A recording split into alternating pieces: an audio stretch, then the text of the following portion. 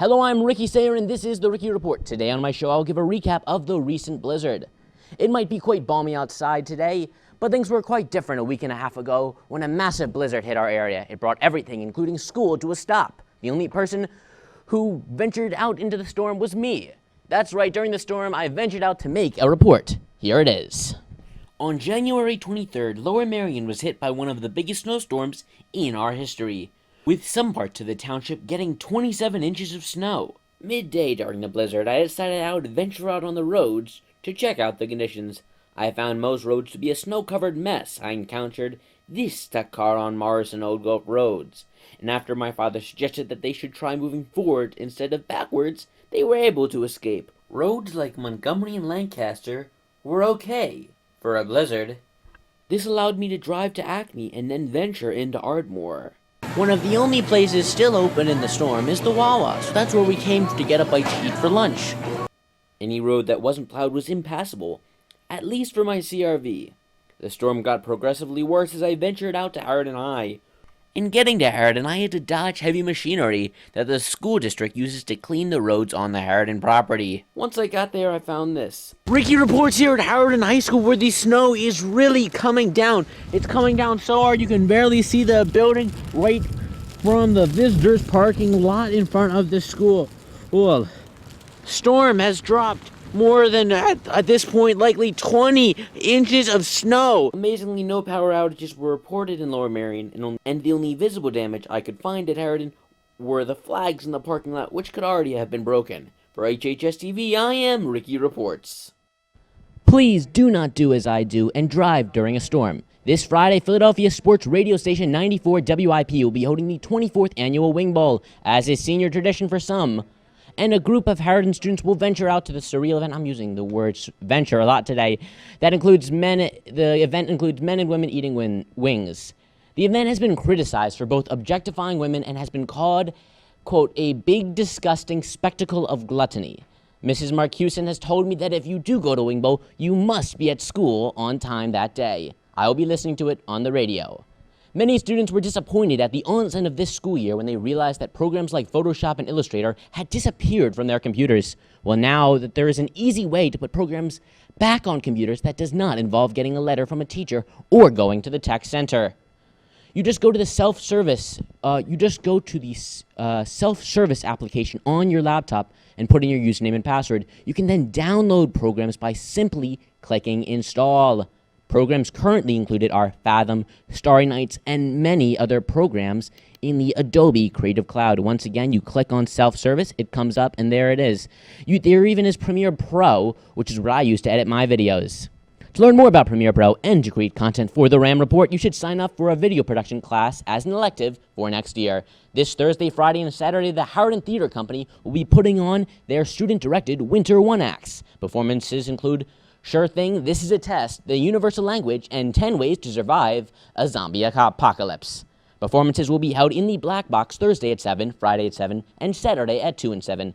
If there are any tickets left by now, you can get them at htc.tix.com. That's Tix with an X. A very limited number of tickets will be sold at the door. Here's the trailer that they gave to me. When people come to the HTC shows, usually they only see the final product. But let's see what they're doing behind the scenes.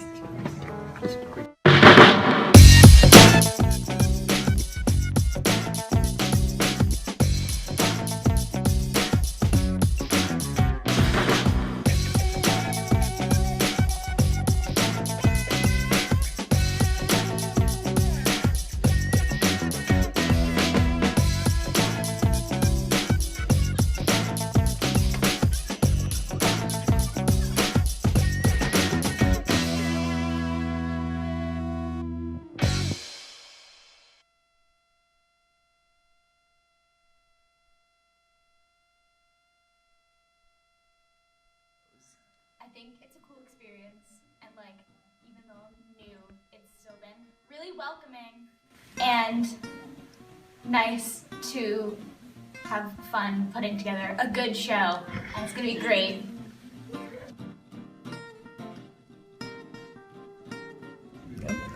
My favorite part of the show is when the audience finally starts to understand the Unamunda, because at first it seems to make no sense and no one knows what's going on, but by the end people really start to understand it.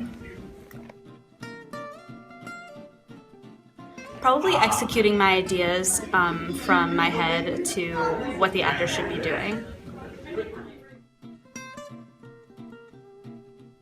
People should come see the show because it's hilarious and all the actors are really great. Come see the Winter One Acts!